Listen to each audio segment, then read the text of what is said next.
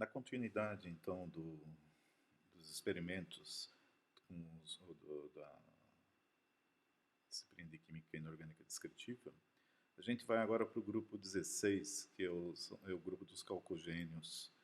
Especificamente, nessa aula, a gente vai focar sobre compostos de enxofre, certo? Apesar de ter esses outros aqui, os compostos de enxofre, em termos de volume de produção mundial, são os mais importantes. Então, a gente vai focar neles. O enxofre, né, ele pode ser obtido, ele é extraído por mineração de superfície, especificamente, depende da região do planeta, né? As regiões vulcânicas, onde você tem atividade vulcânica, não vulcões extintos, mas atividades vulcânicas, enxofre, vapor de enxofre permeia ou percola as fumarolas que saem das bordas dos vulcões ou a própria cratera e condensa na superfície.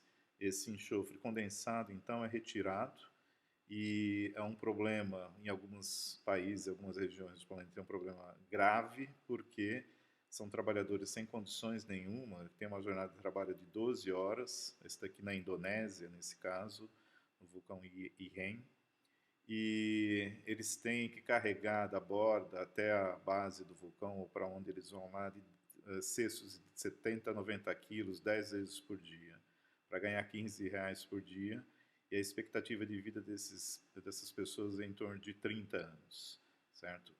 O enxofre, ele é altamente tóxico no formato do chamado ácido sulfídrico ou gás sulfídrico, né, H2S. E se você tiver acima de 350 ppm, ele já é fatal. E a toxicidade equivale à do monóxido de carbono, que ele tem como principal efeito fisiológico a inibição da respiração celular e o transporte de O2. E essas pessoas trabalham, às vezes, sem máscara ou só com essas máscaras que não filtram esses vapores, certo? Aqui, um exemplo à noite, quando há a ignição do enxofre, o enxofre é inflamável, certo? Ele pega fogo e você não consegue ver durante o dia porque a chama é azul. E então, à noite, você tem partes da cratera que a temperatura é suficiente para dar ignição, enxofre. Aqui de fora, obviamente, ele está exposto à atmosfera com oxigênio. E na queima ele forma o SO2, certo? E também junto com o H2S tem uma toxicidade alta quando inalado na forma de vapor. Então essa é uma maneira rudimentar, mas ainda ativa hoje em dia, de extração de enxofre pelo valor comercial dele.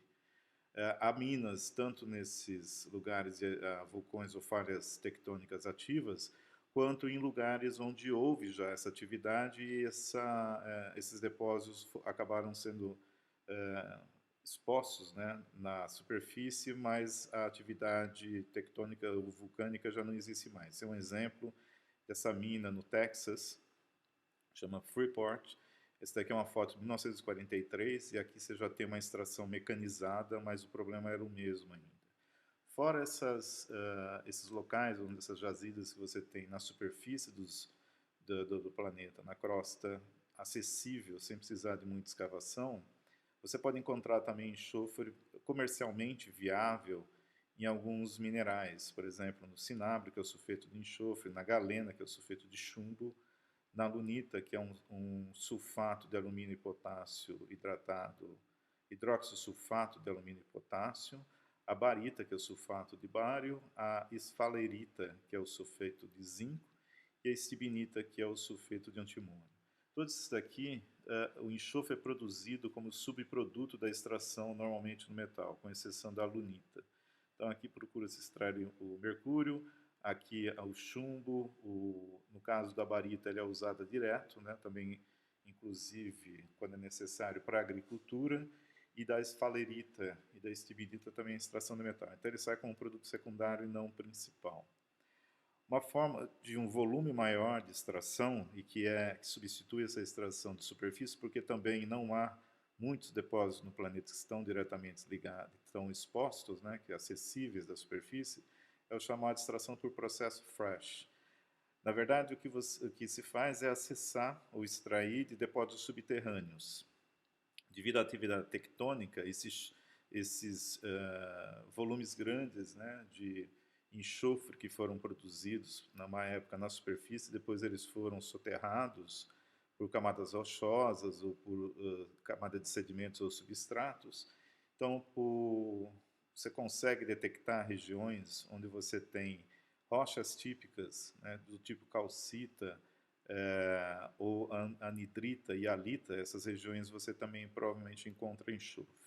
Então o processo é simples, o que se faz é liquefazer o enxofre para poder extrair ele numa velocidade, num volume grande. O ponto de fusão do enxofre é em torno de 115,21 graus Celsius e ele é insolúvel em água. Então a ideia é, você faz a perfuração e injeta ao mesmo tempo no poço que foi perfurado água quente e ar comprimido, certo? A água quente, no caso, ela vai estar, como é vapor normalmente, ou mesmo água pressurizada, ela vai estar acima de 115 graus, que é água sob pressão, e o ar comprimido vai criar mais pressão ainda para que o enxofre suba pela tubulação. Então aqui um esquema onde desce ar quente, ar e água quente, e depois pelo tubo central aqui você sai o enxofre fundido, a água superaquecida e o ar quente comprimido é injetado dentro do sistema do poço. Esse enxofre posteriormente é resfriado e recuperado e purificado quando necessário. Uma outra fonte de enxofre também que se encontra no volume grande é a partir de petróleo e gás natural. Quando você tem poço de petróleo e gás natural, o H2S é um produto, né, um subproduto de decomposição de matéria orgânica, que faz parte da formação tanto do petróleo quanto do gás natural. Então, quando você tem poços de petróleo, você pode ter bolsões de gás decorrentes, né, dessa decomposição, que eles sobem e aí encontram uma camada impermeável de grande densidade, que eles formam aqui um selo, e você forma esses bolsões e vai extrair. Esse gás é uma mistura gasosa, quando se fala em gás natural sempre tem algo junto. Né? Ou você tem esse gás embebido no xisto, certo? Que é um tipo de rocha que tem óleo, né, que também é usado hoje em dia para obtenção de petróleo, e você tem também dissolvido nesse meio a H2S. Então você tem vários desses tipos de depósitos quando você encontra petróleo num certo lugar, e você pode ter outros tipos de gás, até metano e assim por diante. Então a ideia é, você pode extrair o petróleo da extração, você utilizar o H2S que vem junto e purificar ele, transformar ele em enxofre, ou você pode explorar o próprio bolsão de gás, mas ele tem que ser processado depois novamente. Então, o primeiro, aquele que nós vimos antes, que é o processo Frasch, ele é para extrair o enxofre natural, bruto. E nesse caso aqui, o chamado processo Claus, ele é um processo que depois de extrair você vai ter que purificar. Normalmente isso é feito in situ. Então o que acontece, você injeta numa caldeira, né, mais ou menos, vai aquecer a mistura a 315 graus Celsius, ar e o H2S a 90% pelo menos, certo? Quando eles passam por aqui, então tanto você injeta na caldeira quanto faz circular por fora. Então essa mistura aqui do H2S, tanto não aquecido e aquecido, são misturados, então só uma parte dele precisa ser aquecido, na verdade, para atingir essa temperatura, e aí ele vai para o chamado conversor. Nesse conversor a temperatura é em torno de 400 graus Celsius, e é ela basicamente que catalisa, acelera essa reação do ar com o H2S que está sendo injetado, o ar atmosférico. Você reage com oxigênio e produz o dióxido de enxofre e água. Então isso tudo aqui são processos, normalmente também são pressurizados. Essa mistura então sai, certo? O dióxido de enxofre aqui nessa temperatura, ele está na água, junto com a água no caso, não dissolvido. Ele vai para um condensador de enxofre, tá? Esse condensador, na verdade, é uma torre de resfriamento, onde você passa essa mistura e diminui a temperatura para em torno de 149 graus Celsius. Desse condensador, você já consegue tirar uma parte de enxofre, certo? Que vai aqui para o chamado lavador de enxofre, e a outra parte segue aqui nesse processo para um segundo conversor. Nesse segundo, aqui de novo, ele eleva essa temperatura, injeta mais ar, E agora, no caso, você também usa o próprio H2S para reagir com SO2, certo? No caso aqui, vai ser um redutor e um oxidante. Então, nesse caso, você reage o dióxido de enxofre e o H2S, e você vai formar enxofre sólido e água. Ele é insolúvel em água, certo? E aí, ele está acima da temperatura ele está na temperatura, abaixo da temperatura de fusão dele aqui, no caso, e aí, de ebulição, desculpa, e aí você consegue transferir, isso é 288 graus mais ou menos, vai condensar e o enxofre que você condensou vai ser jogado aqui nesse chamado lavador de enxofre, que usa água para retirar produtos solúveis ou outros gases que são miscíveis, e esse, inclusive, é recirculado, essa água com alguma coisa de enxofre para recuperar. Então, é um processo que você tem um gasto energético maior do que você minerar, né, ou extrair o enxofre puro, mas pela demanda mundial que existe para enxofre, isso vale a pena ainda hoje em dia, certo? As aplicações industriais, elas passam desde o enxofre, o H2S propriamente dito, que é usado para obter enxofre, né, ou sulfetos também que são encontrados para obter enxofre. Então, o enxofre puro, ele é utilizado na parte de vulcanização de borracha, produção de pneus e borrachas vulcanizadas, para sulfatos ou enxofre para inseticida, fungicidas, fármacos e produtos químicos. Quando se fala fármacos, por exemplo, né, se você for na farmácia, você vai encontrar, isso daqui é antigo, mas existe ainda, chamada pomada curador de enxofre. O enxofre é a bactericida, né, ele puro, a toxicidade dele é alta para sistemas de bactérias, micro-organismos, então ele é diluído ou disperso em algum tipo de graxa orgânica e vira uma pomada, né? Pode ser vaselina, algum tipo desse tipo de lipídios também, e é usado para tentar combater, fazer asepsia da pele ou combater a infecção da derme. Então você tem o sabonete de enxofre granado, que era utilizado realmente para fazer esse tipo de asepsia da pele. Hoje há um tipo de lâmpada também que é de plasma de enxofre, que ela tem um alto brilho na região do visível, branca, e ela está sendo comercialmente explorada pela alta eficiência e durabilidade dela. Ela ainda não está muito disponível no mercado para algumas aplicações precisa-se que elas são necessárias, é um nicho de mercado, mas você tem já essa tecnologia de plasma de enxofre também sendo explorada para algumas áreas de aplicações técnicas. Quando você a partir do enxofre aquece na presença do oxigênio, você produz o dióxido de enxofre, que você pode converter em sulfitos, que é uma das principais fontes para branqueamento ou para tratamento da chamada polpa sulfito, né, que é o produto, na fabricação de papel e celulose. Então, normalmente, quando você passa perto de uma indústria de papel e celulose, você sente o cheiro específico de compostos de enxofre, é decorrente dessa chamada polpa sulfito, que é usada para parte do branqueamento ou parte para fazer com que as fibras de celulose sejam mais facilmente transportadas em meio líquido também. A partir também do dióxido de enxofre, você pode usar para a produção de refrigerante, papel, açúcar e branqueamento. Esse branqueamento tem a ver também com a parte de papel e celulose. O SO2, né, quando você usa um catalisador e reage com oxigênio, você produz o anidrido sulfúrico, que esse anidrido sulfúrico é usado então em meio aquoso para produzir ácido sulfúrico. Esse é o principal produto de enxofre em termos de volume mundial, porque ele é utilizado principalmente para a fabricação de fertilizantes, né? Sulfato de amônio, fosfatos também, são de forma direta ou indireta na produção de fertilizantes. Você precisa desse ácido para refinamento de petróleo ou para fazer tintas e pigmentos, para limpeza de metais, detergentes que têm os sulfatos, explosivos e assim por diante.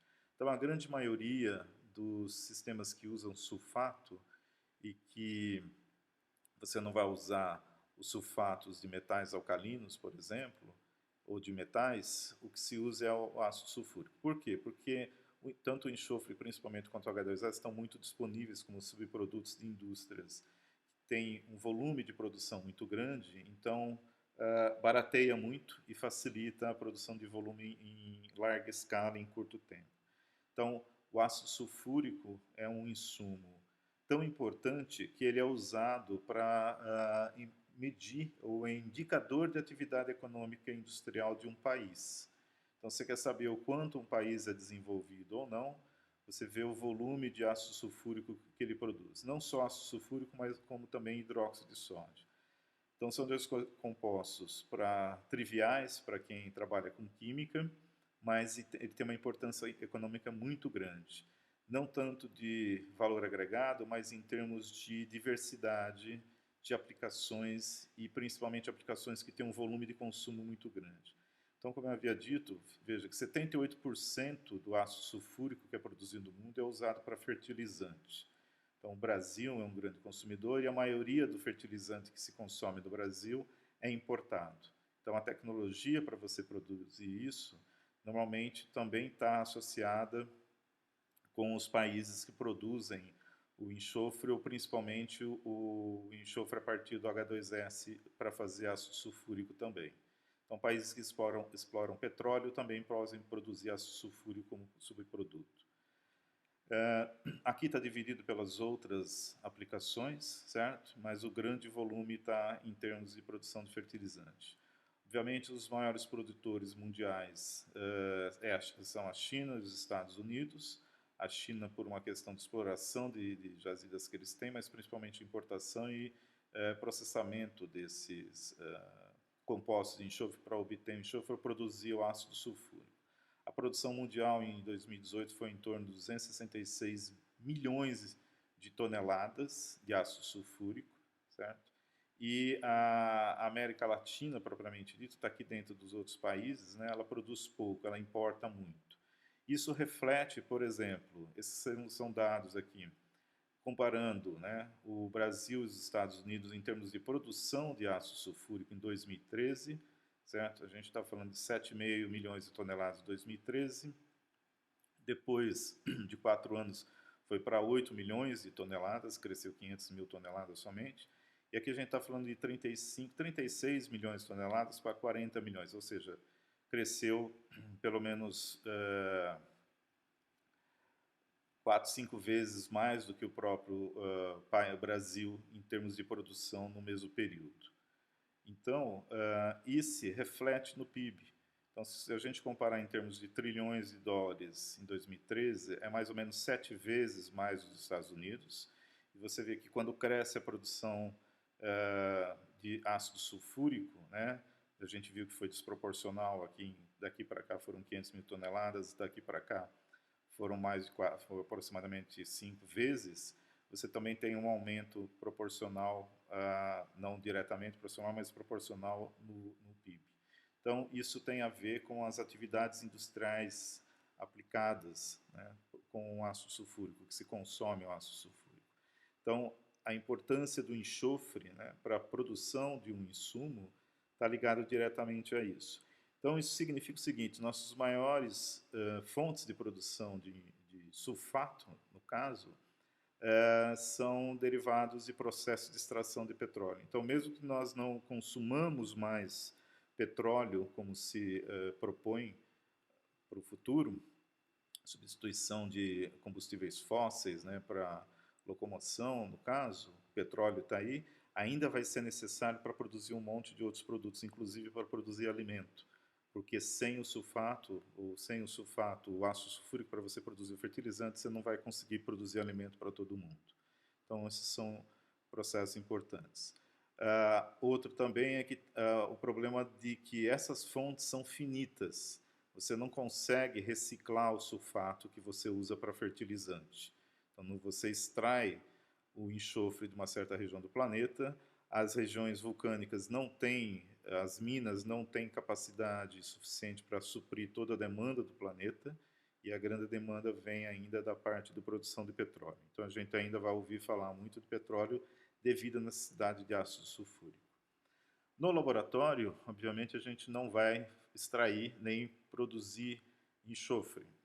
nós vamos usar o enxofre para fazer compostos de enxofre, certo? Então, no seu roteiro está discriminado que você tem que fazer essa montagem experimental no laboratório. Então, esse daqui é um esquema dessa reprodução aqui.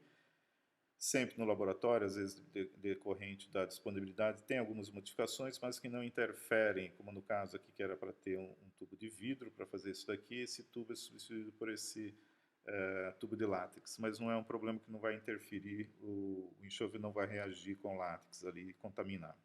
Então você precisa de um Kitasato 250 ml, onde você pesa e coloca 7 gramas de sulfito de sódio. Tomar cuidado, o sulfito de sódio ele é corrosivo, no caso, para a pele. Então, se não usar a luva, você tem que tomar bastante cuidado. E aqui, nesse funil de separação de 200 ml, você vai adicionar 50 ml de uma solução 9 molar de ácido sulfúrico. Aqui, esse tubo, certo? Ou esse vidro vai ser conectado por uma rolha num tubo de vidro com num outro Kitasato com 50 ml de água destilada. E o tubo aqui de vidro, no caso, ele não toca a superfície da água, certo? Ele não vai ser mergulhado, mas ele fica bem próximo da superfície da água, porque o fluxo de gás aqui é o suficiente para fazer com que o gás saia, mas se ele tiver um selo de água aqui, a pressão aqui talvez não seja o suficiente para fazer borbulhar, e aí você mantém todo o gás aqui. Então não é necessário, que só o fluxo aqui já faz com que o gás seja, reaja com a água e a gente obtenha o que é a nossa intenção aqui, que é a produção do SO2, né, o dióxido de enxofre gasoso em água, ou em meio aquoso. Lembrando sempre das regras de segurança, se você for trabalhar na capela, essa montagem tem que ficar o mais fundo possível para entrar no fluxo de exaustão, e sempre trabalhar com o vidro da capela fechado, só onde espaço que você consiga colocar as mãos lá dentro. Tá? Observe sempre isso, que é importante. Então o experimento se inicia com a abertura do funil de separação. Então o gotejamento, gota a gota, aqui dá para ver mais ou menos a velocidade que foi feita a adição. Você começa a reação aqui do ácido sulfúrico com o sulfito de sódio, e aí você vai começar a produzir o nosso amigo SO2 ali, certo? Então, só para ter uma ideia, essa reação ela acontece rapidamente, e você vai detectar depois se ela foi a contento, medindo o pH da solução produzida. Aqui a gente tem uma visão um pouco mais específica da reação, certo? O borbulhamento é bastante intenso. Então, uma vez que você terminou o borbulhamento, você vai pegar essa solução aqui e vai medir o pH. Se o pH tiver em torno de 1, mais ou menos, né, indica que a gente obteve uma solução de ácido sulfuroso, que é a necessária para fazer os experimentos, né, o ácido sulfuroso é o H2SO3. Então, pH 1, mais ou menos, utilizando aqui o o indicador universal, e aí você vai usar essa solução para fazer algumas reações, né, com produção de compostos de enxofre. Nesse processo aqui é importante que você escreva as equações químicas envolvidas nessa etapa para entender como que nós saímos de sulfito de sódio e sulfato, né, no caso o ácido sulfúrico, para chegar ao ácido sulfuroso. E quem que seria o íon aqui produzido da solubilização desse ácido em meio aquoso, ok? O primeiro teste que nós vamos fazer com o SO2, né, ou no caso o SO3 2- aquoso, é reagir ele com uma solução iodetada, ou seja, uma solução que contenha íons ânions e 3-. Então você vai pegar um tubo de ensaio, mais ou menos de 1,5 ml, né, e vai adicionar essa solução de iodo iodetada. A cor dela é essa daqui. Então aqui você já tem mais ou menos 1,5 ml da solução, e você vai adicionar gota a gota também a solução de ácido sulfuroso.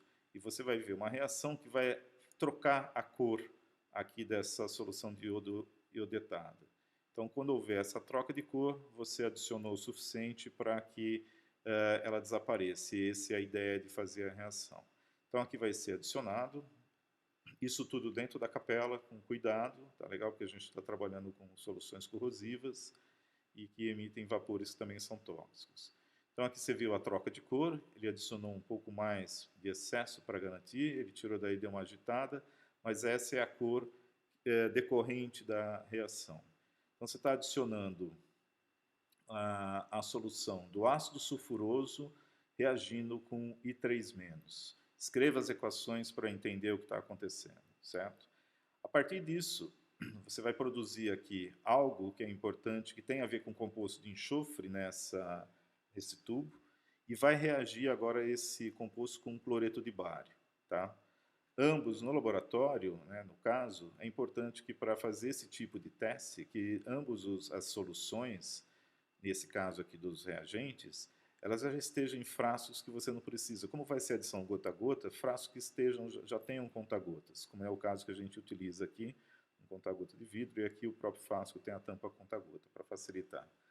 A mesma coisa, adicione então a solução de cloreto de bário, certo? E verifica a formação de um precipitado.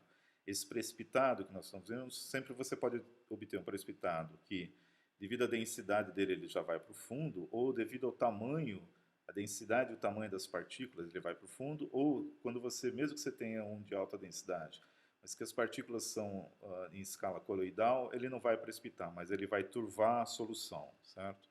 E é basicamente isso que vai acontecer aqui. Então nós temos essa solução aqui, que foi decorrente da reação com o I3- e o ácido sulfuroso, e foi adicionado o cloreto de bário. Foi agitado um pouco, certo? Foi colocado de volta, e você vê que houve a formação de um precipitado que está em suspensão devido ao tamanho das partículas, ok? E esse precipitado especificamente é um sulfato. Se é um sulfato, eu adicionei cloreto de bário, é um sulfato de bário. Tá? Então, o que foi produzido aqui é sulfato de bário, a partir de um composto de enxofre. Então, normalmente, sulfato de bário ele é utilizado para... esse tipo de reação é utilizada para a produção de sulfato de bário. Tá? Ele colocou um pouquinho de excesso ali. O sulfato de bário é um catalisador em processos de hidrogenação, desculpa, então, de compostos, normalmente de óleos ou graxas, ou outros tipos de compostos orgânicos, e também ele é utilizado em contraste radiológico. Então, eu estou contando essa história porque é importante, tem a ver com a profissão de químico. Tá? O contraste radiológico é aquele que ele precisa... você vai fazer o raio-x, né? Fazer um exame radiológico, especificamente raio-x, de um órgão que é oco e mole, no caso aí do sistema digestivo. Então você precisa fazer um raio-x do estômago, por exemplo, ou do esôfago, ou do trato gastrointestinal.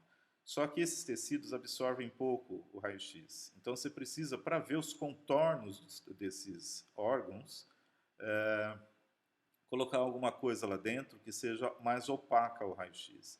No caso, o bário é bastante opaco. E a forma mais segura de você colocar o bário, no caso, seria através do sulfato de bário. Por quê?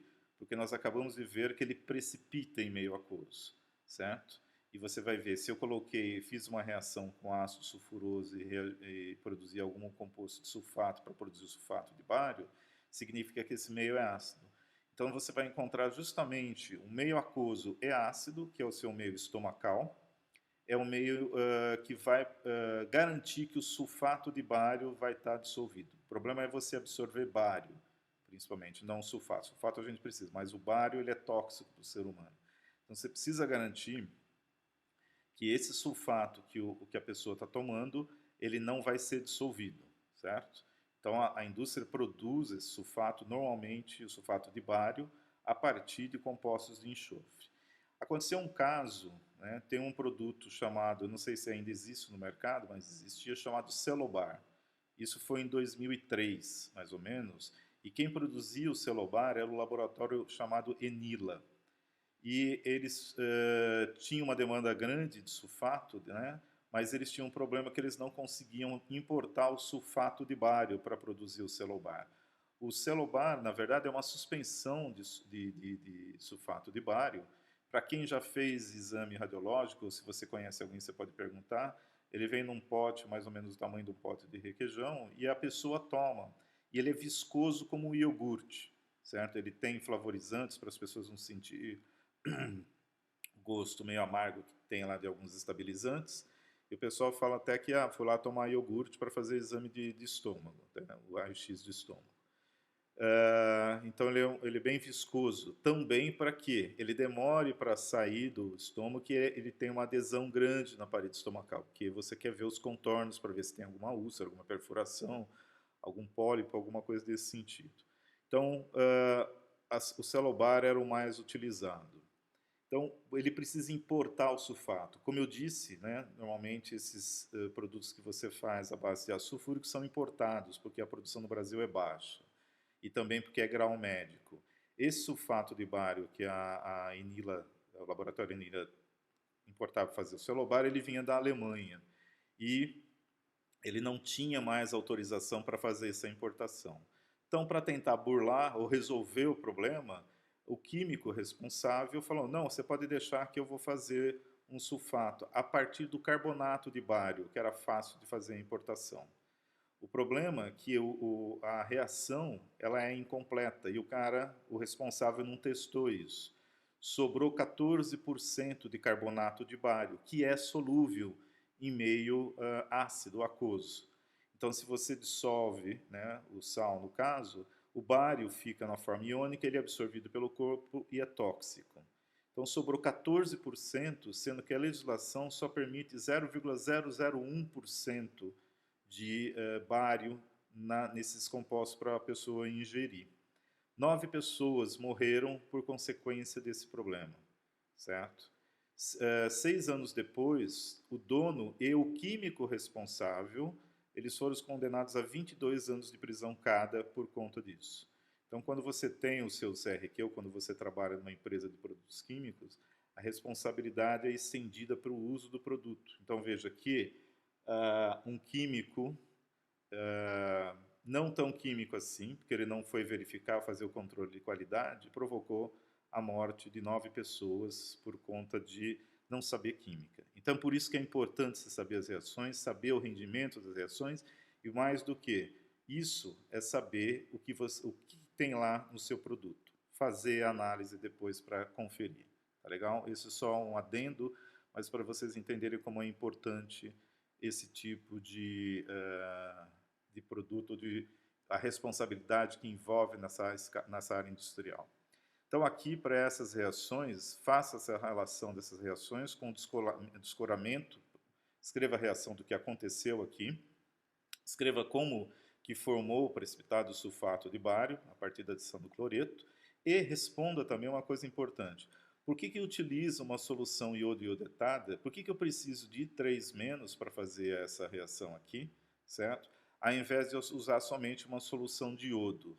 Simplesmente eu pegar iodo, dissolver em água ou borbulhar em água, dependendo se for vapor, e eu usar essa solução. Eu não precisava de I3, eu precisava só de I2 aquoso. Por que eu preciso do I3? Essa é uma questão importante também que tem a ver com propriedades desses elementos. E a gente já viu a parte dos halogênios na aula anterior, então responda isso que é importante. A outra parte da prática também que estaria envolvida é produzir ou estudar variedades alotrópicas do enxofre, a partir do enxofre comercial. Como eu falei, a gente não vai produzir o enxofre, nós vamos utilizar já um enxofre comercial. E no caso, o enxofre comercial mais comum, certo, ou que tem em maior quantidade, porque é o alótropo de maior disponibilidade de ocorrência natural, é o chamado enxofre S8, ou o ciclo-octaenxofre, tá?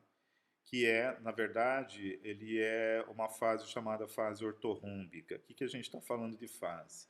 Quando nós vamos entender, né, no caso, a alotropia, você precisa necessariamente estar acompanhado do diagrama de fase do seu elemento ou do seu composto. Então, para quem não lembra, o diagrama de fase você tem, ou se não viu ainda, é um gráfico onde você tem no eixo Y a temperatura e a pressão. e quais são os arranjos moleculares, né, que se forma cristal, ou se é amorfo já é outra história, mas os arranjos moleculares que são predominantes ou são específicos de cada região de pressão e temperatura. Como nós vamos estar trabalhando, nós vamos fazer 3 experimentos aqui. Um é dissolver o enxofre comercial em disulfeto de carbono, né? Você vai dissolver, a gente está falando de pressão atmosférica e temperatura ambiente. Então, nesse caso aqui, nós estamos nessa região, aqui é uma atmosfera, essa linha inteira aqui é uma atmosfera, temperatura ambiente está aqui abaixo de 50 graus. Nós estamos aqui nessa fase, chamada de fase rômbica ou ortorrômbica, que são equivalentes. Tá? Então, você tem 2 fases alotrópicas, que é a chamada ortorrômbica, que está aqui nessa região, mais ou menos até 95, 96 graus, né, para essas pressões, abaixo de pressão atmosférica. E a partir dessa temperatura, nessa faixa aqui, você tem o monoclínico. O monoclínico, ele cristaliza na forma de agulhas, certo? E o ortorrômbico na forma desses octaedros aqui, um pouco deformados, né? Essa parte de cima do octaedro não está praticamente, ou rombos, como eles falam. Isso daqui é um rombo. A célula unitária, ou seja, se você for ver a unidade de organização dessas moléculas, essas moléculas que formam essas fases são tipicamente esse alótropo aqui. Você pode ter o SO2, S6, mas para essas formas que é a maioria da natureza é o S8. O S8 forma essa coroa ou um anel em zigue-zague desses átomos de enxofre, né, e ele cristaliza na forma ortorrômbica ou monoclínica. Veja, esses dois aqui não são alótropos. O alótropo é quando você tem estruturas especificamente diferentes. Essas estruturas aqui são feitas de arranjos desse tipo de molécula. Veja, aqui é um tipo de molécula, aqui outro. Então, esses daqui são alótropos. Nesse caso aqui, cadeias, que também é um tipo diferente de molécula, de enxofre. Mas a mesma molécula se organiza de 2 formas diferentes. Ou ela se organiza aqui na forma desse paralelograma com vértices perpendiculares, ou esses daqui angulados, certo? Que vão levar a crescimento de cristais no formato de agulha ou no formato de rombo, tá ok? Então, eles são chamados polimorfos. Então, essa fase ortorrômbica e monoclínica são polimorfos do enxofre S8. É com ele que a gente vai trabalhar, e é com ele que a gente vai fazer 2 testes.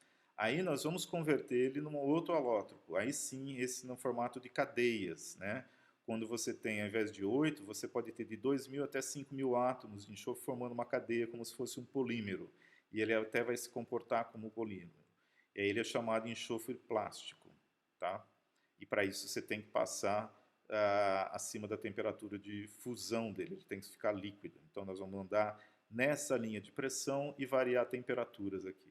O segundo experimento vai ser a dissolução e recristalização. Nós já fizemos o primeiro. Sim, era temperatura e pressão ambiente. Aqui nós vamos fazer a temperatura e a pressão ambiente de novo, todos vão ser em pressão ambiente, só que agora nós vamos subir a temperatura. Como o enxofre é insolúvel em água, nós temos que usar um solvente orgânico, certo?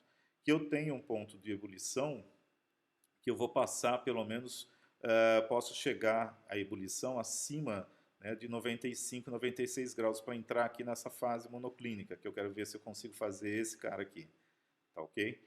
Então, com isso, eu preciso qualquer um que seja, que tenha essa temperatura de ebulição para eu poder dissolver, que seja um enxofre solúvel nele. Então, eu escolhi o chileno, que tem ponto de ebulição em torno de 138,5 graus Celsius. Então, nós vamos a 138 graus Celsius e depois nós vamos resfriar a 4 graus. Vamos pôr em água gelada também. Tá, okay? E o último vai ser a fusão do enxofre sólido. Então, nós vamos pegar um enxofre comercial, que é tipicamente ortorrômbico, nós vamos pôr ele num tubo de ensaio e vamos fundir. Então, para isso, né, nós queremos atingir temperaturas acima de 444 graus Celsius.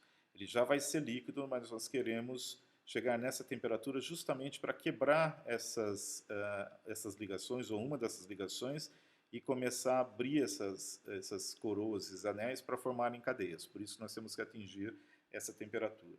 E depois nós também vamos entre 0 e 4 graus Celsius, que nós vamos jogar ela, 4 graus não, mas temperatura ambiente, na verdade, nós vamos colocar esse enxofre fundido, jogar dentro de um becker com água e testar as propriedades do material. Então, esses elementos. Então, lembre-se, sempre acompanhe essas reações com o diagrama de fases, né, para entender qual é a fase que está sendo formada. Nós vamos partir, então, dessa região aqui, que é o enxofre ortorrômbico, tá, em comercial, com essa estrutura S8, e nós vamos ver o que tipo de organização. Nós vamos ver se nós conseguimos forçar essas organizações e obter o alótropo no final. Tá?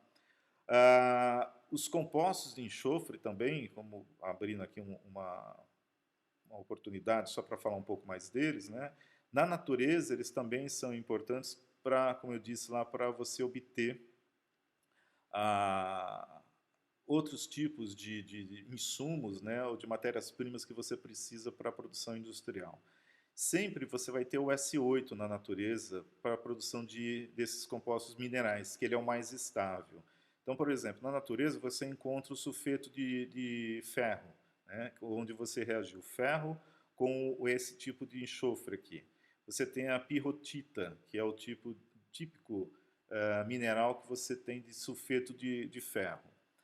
Esse sulfeto de ferro da pirrotita, se ela tiver em meio ácido, certo? Na natureza você encontra vários nesse processo, porque já que você está próximo, seu enxofre, lembre-se, ele está próximo de vulcões que você produz ácido também. Esse meio ácido, ele vai induzir, aqui está sendo mostrado uma reação que vai produzir cloreto férrico, mas pode ser qualquer outro também. Você vai produzir H2S. Esse H2S, se ele reagir com nitrato de chumbo, ele produz o sulfeto de chumbo e ácido nítrico.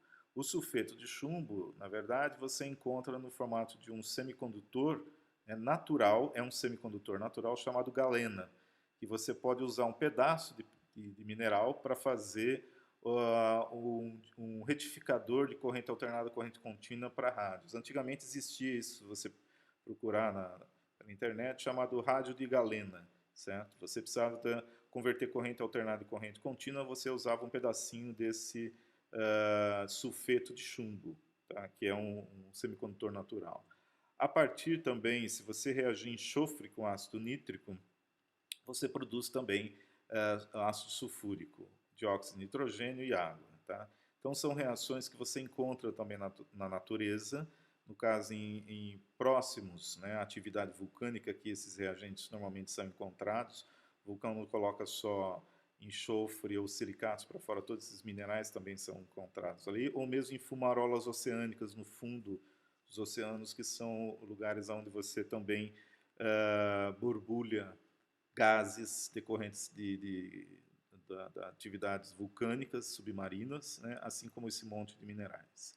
Então vamos lá para os experimentos. O primeiro, então, é a dissolução com o disulfeto de carbono e depois a recristalização. O disulfeto de carbono, ele vai ser, no caso, ele é volátil, certo? Mas tem que tomar cuidado, que ele é inflamável e altamente tóxico. Então, de novo, dentro da capela, naquela posição, vidro abaixado, certo? Para que você não respire os vapores de sulfeto de carbono. Então, basta você ter uma cápsula de porcelana, poderia ser qualquer outro recipiente, porque isso não é um problema. Você coloca mais ou menos uma ponta de espátula numa cápsula de porcelana do enxofre em pó, que é o S8 ortorrômbico, tá? E adiciona um pouco de sulfeto de carbono. O que você vai ver, basicamente, é a dissolução. Você pode até agitar um pouquinho, mas não é necessário porque a solubilidade é alta.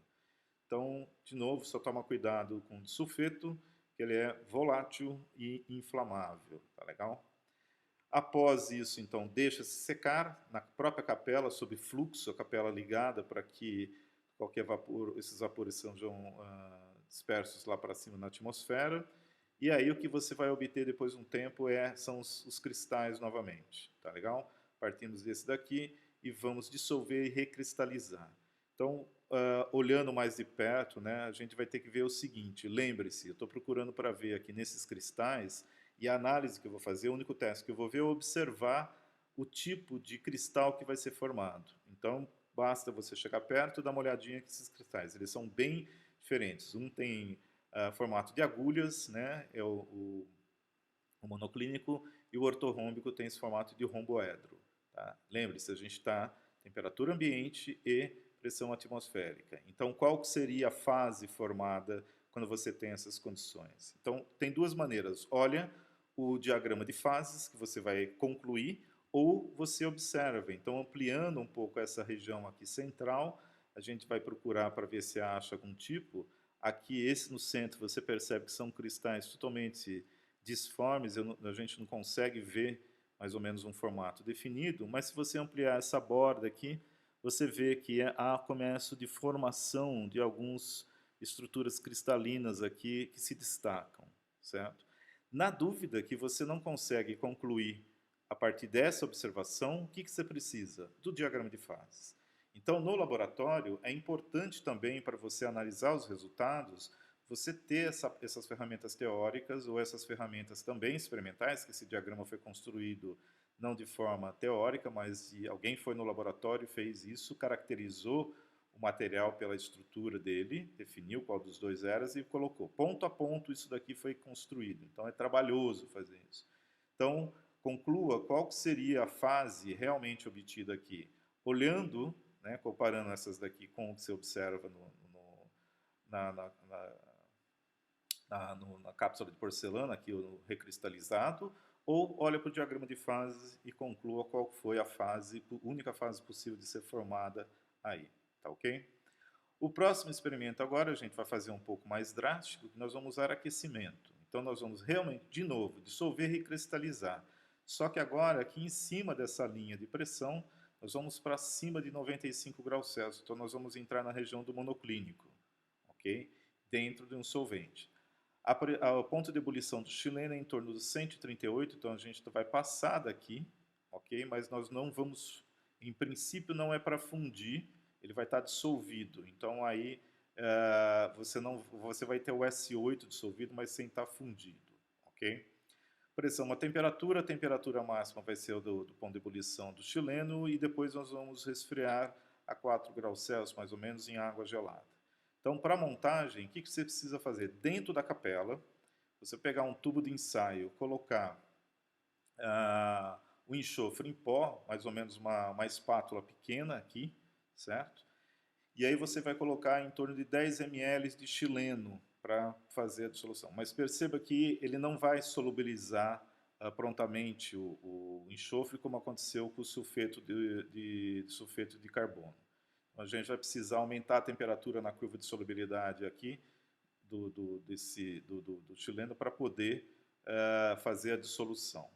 O chileno é altamente inflamável e como você vai aquecer, você vai gerar vapores, ele vai realmente ebulir, ele vai evaporar. E se você deixar esses vapores acumularem dentro da capela, com um bico de gás ligado, chama viva aqui, você pode causar uma explosão, certo? Por acúmulo ali. A capela vai estar ligada. Então, só para garantir, você vai fazer essa montagem, colocar esse tubo preso com uma garra e ele vai estar inclinado para aumentar a área aqui de contato e facilitar, certo? Quanto mais deitada ele tiver, mais você atinge, né? Mais volume você consegue atingir ao mesmo tempo que você fizer o aquecimento, do que deixar só aquecer o fundo do tubo e, além disso, você evita muita ebulição violenta, você diminui a ebulição violenta, porque as bolhas têm uma camada menor para percorrer, para sair de dentro do líquido.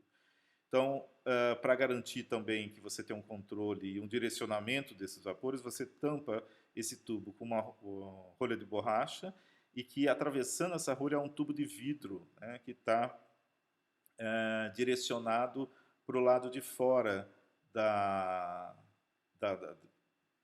o lado de dentro da capela, desculpa, para o fundo da capela, que é justamente onde você tem a exaustão mais eficiente, lá como a gente já falou várias vezes. Aqui para dentro você deixa mais ou menos uns 2 centímetros do tubo também, para garantir que se vier algum líquido aqui, ele vai entrar nesse tubo e ele não vai sair, ele vai acabar sendo contido e escorrendo para cá. Tá legal? Isso está descrito bem no roteiro e por conta disso eu não vou dar muito mais detalhes, né? A gente vai ver esse procedimento. Então, a outra coisa que é importante é a técnica que você usa para fazer esse aquecimento. Um bico de gás como esse daqui, que é um típico parecido com um bico de Tyrrell, né? Ele pode atingir temperaturas próximas de 900, 950 graus, dependendo da eficiência do bico aí, do gás que você está utilizando. Então, você não pode fazer esse aquecimento direto. Você vai ter que usar a variação da posição da chama aqui, um pouco mais próximo ou não, ou simplesmente você passar a chama próxima, né, começar a circular, né, a chama ao redor do tubo.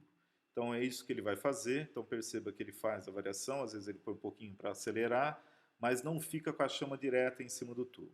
Por que você não faz ao contrário? Não pega o tubo, prende ele numa pinça e deixa o bico de gás fixo na superfície ali e vai passando. Justamente porque aí você vai estar espalhando vapor de estileno para tudo quanto é lado e aumenta o perigo de ter uma ignição. Perceba que aqui tem uma falha que ele está aquecendo muito, né? Ele está passando muito o bico aqui e acabou quase que fundindo, chegou próximo à fusão aqui com essa troca de cor do enxofre no fundo do tubo. Aqui você já observa algumas bolhas, então ele já atingiu 138 na maioria. Então o ideal o que é? Você começa a passar, mas evita que o enxofre aqui acabe trocando muito de cor. Tá? Quando começar a ebulir, afasta a chama e vai controlando até que você vê o desaparecimento de todo o enxofre que tinha ali embaixo. Certo? Então, é um cuidado que você tem que ter, manipular bico de gás, sempre prestando atenção para não esticar ao máximo a mangueira para não escapar. Vamos ver agora por um outro ângulo agora o mesmo aquecimento. Já na fase final, você está vendo que quando começa a ter uma ebulição, você tem que afastar o bico. Né? Lembra-se aqui que eu falei, olha, a mangueirinha do gás aqui, toma cuidado para não esticar muito. E aí você tem a dissolução. Você vai ver isso, basicamente, que não sobrou nada de enxofre aqui embaixo. Ok? Assim que terminou essa fase de aquecimento e de dissolução, imediatamente você retira o tubo da garra, do suporte, e você vai ter que ter um becker ali perto com água, e você vai colocar esse tubo dentro do becker com água. Tá legal? Água gelada de preferência, não precisa ter o gelo propriamente dito, mas que seja gelado. E aí nós vamos fazer a recristalização. Então lembrando, nós saímos aqui da temperatura ambiente, dentro da linha de 1 atmosfera, e nós somos acima de 95, chegamos aí basicamente a 138 graus, certo?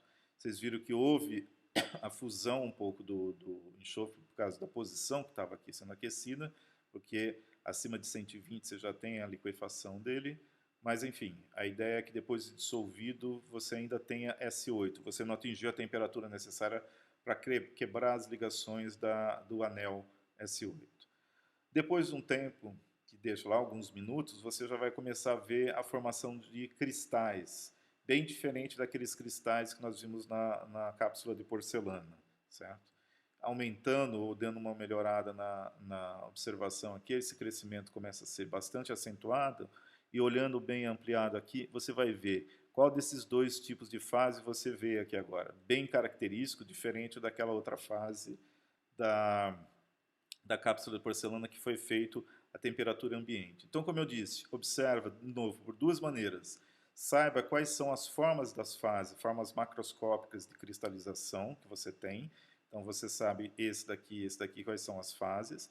E você faz a observação e sem ter dúvida alguma, porque você vê que é predominante esse tipo de cristal aqui, você conclui qual dos dois você conseguiu, certo? Ou você olha aqui no diagrama e conclui. Obviamente, nós estamos aqui na fase monoclínica, porque nós chegamos aqui, aquecemos daqui, e fomos resfriando rapidamente e entramos aqui nessa fase. Quando você entra nessa fase monoclínica, certo? Ela é uma chamada fase metaestável. Apesar de na natureza nós encontrarmos essas duas formas, a tendência, termodinamicamente, se você está na temperatura ambiente, o que ele quer é sair da fase monoclínica e ir para a fase ortorrômbica, porque tem menor energia. Nessa região de temperatura, por que é predominante a fase ortorrômbica ou rômbica? Justamente porque ela tem menor energia, certo? Então essa fase também é metastável, leva muito tempo para ela se transformar na outra, dependendo da onde o ambiente químico que se está, certo? O material. Mas, de qualquer modo, a tendência é que essa fase, a temperatura ambiente, seja convertida nessa. Se você mantiver a temperatura aqui acima de 96 graus, você tem isso daqui indefinidamente na fase monoclínica. Caso contrário, ele vai para a ortorrômbica. Então, o experimento, a função dele é mostrar quais são as características e você também treinar as técnicas para você fazer a manipulação de solventes que são inflamáveis, utilizando chama para poder fazer o experimento. Tá? E quais são as técnicas que você usa para obter as diferentes fases cristalinas. Então perceba que a relação do que você vê impresso num livro aqui, de um diagrama de fase com a prática, é óbvia aqui. Então é fácil de você ver. Se você quiser, por exemplo, obter manter a fase ortorrômbica numa temperatura mais alta ainda, certo? Se você quiser aquecer o seu material, o seu enxofre S8 acima de 95 graus, 96, e ainda manter o ortorrômbico, o que você precisa fazer? É só olhar aqui no diagrama de fase que você vai ver o que você vai precisar alterar para conseguir manter essa fase. Então, o diagrama de fase é uma ferramenta muito útil quando você vai para o laboratório ou quando você está em processos industriais para garantir que você vai obter o produto que você quer. Tá legal? O último experimento é a efusão e ebulição, né? Que você vai atingir do S8 para tentar produzir a chamada, agora sim, o alótropo, né? Que é o enxofre plástico. Então, de novo, você vai fazer, o experimento está bem descrito, você vai colocar um terço do volume de um tubo de ensaio com um enxofre comercial, o S8, utilizar uma pinça de borracha, uma pinça de madeira para segurar esse tubo especificamente para tubo. Agora sim o bico de gás fica fixo e aí você vai oscilar o fundo do tubo aqui ao redor da chama para você atingir. Você vai liquefazer, você vai passar o ponto de ebulição, vai atingir uma temperatura, inclusive, vai fundir, depois vai ebulir, então vai estar acima de 444 ou 445 graus Celsius. Então tem que tomar cuidado na ebulição para que as bolhas ou que o próprio líquido não espirre para fora do tubo, porque ele vai estar aberto. Então, uma das técnicas é nunca coloque o tubo de pé verticalmente em relação, alinhado ao bico de gás. Você sempre tem que colocar na oblíqua, em torno aqui de 45 graus, como vocês vão ver aqui.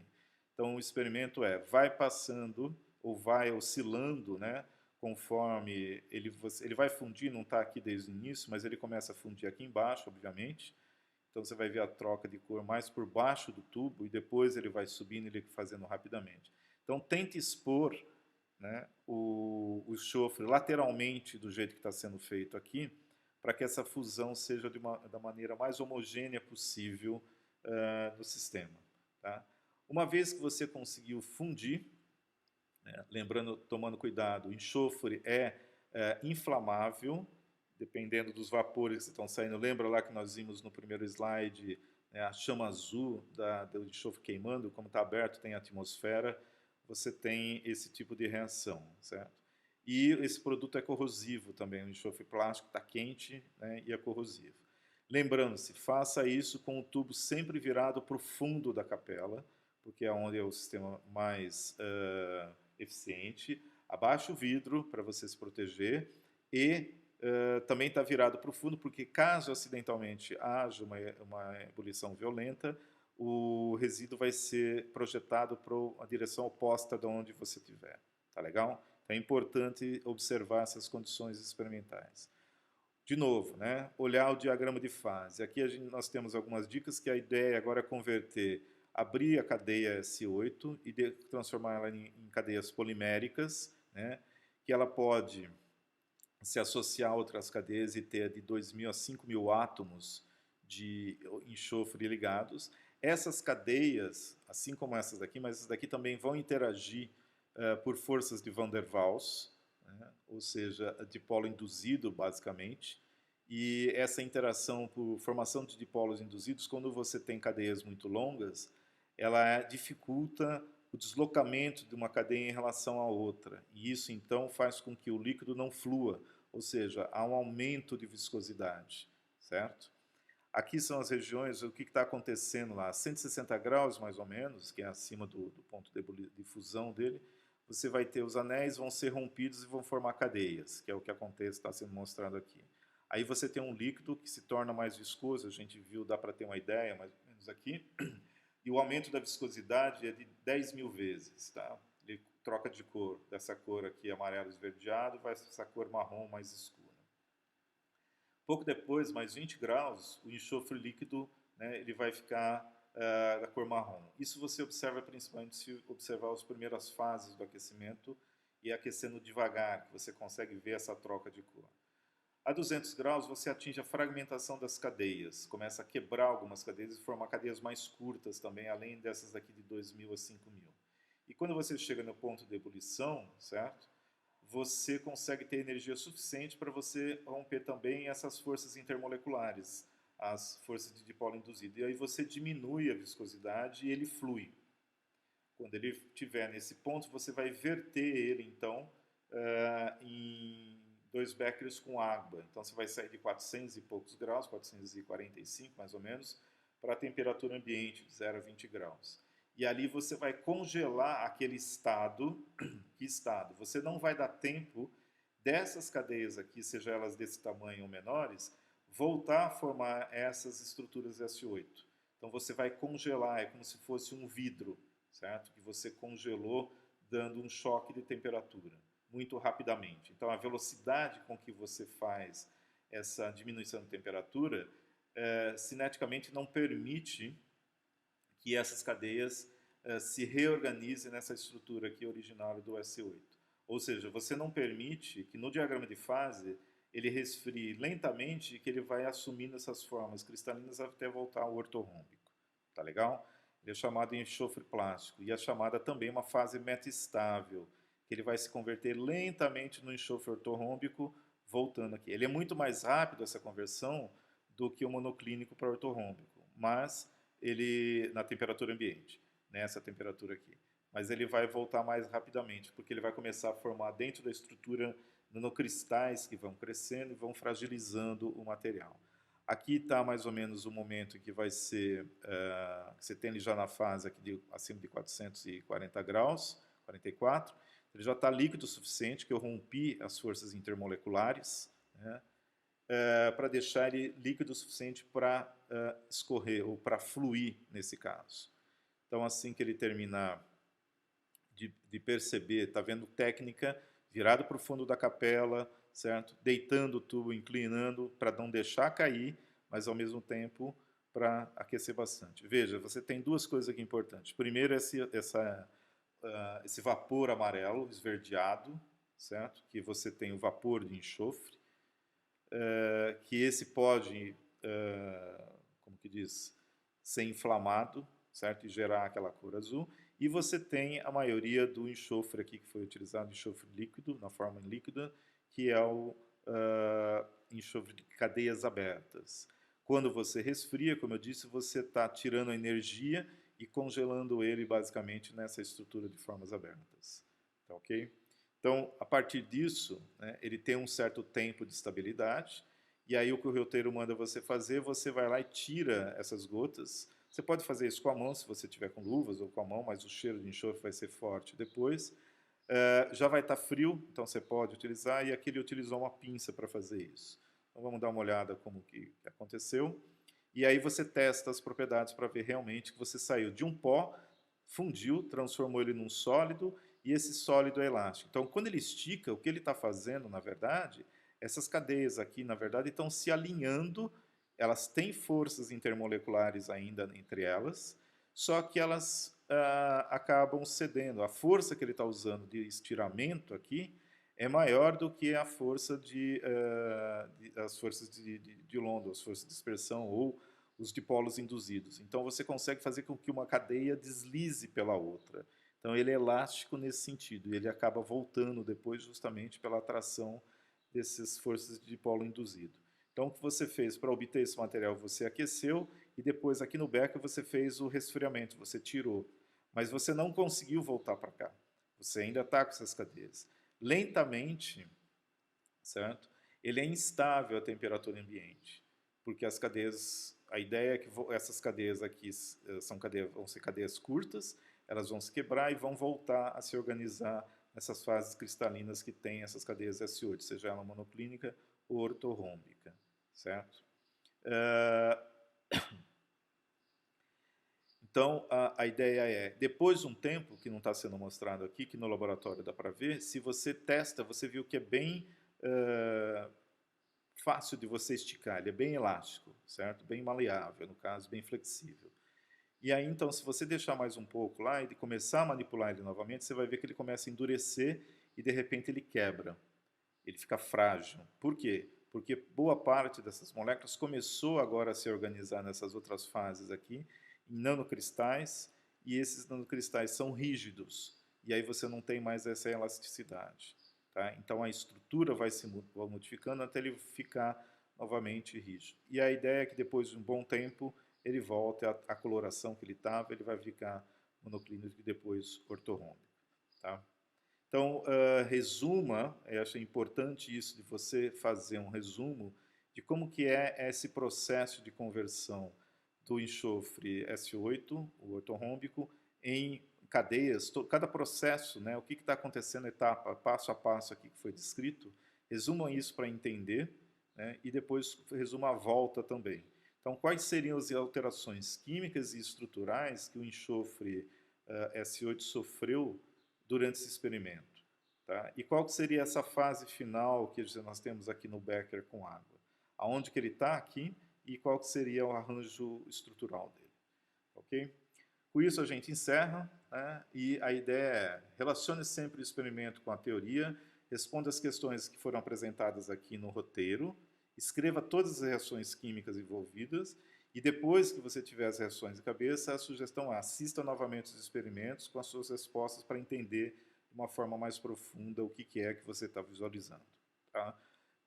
E como sempre, né, se estiver no laboratório, em qualquer lugar, não se esqueça, nunca esqueça de usar bom senso no laboratório, que a gente viu a periculosidade dos equipamentos e de materiais que a gente tem lá, né, e porque ele, no caso, é um equipamento de proteção coletiva.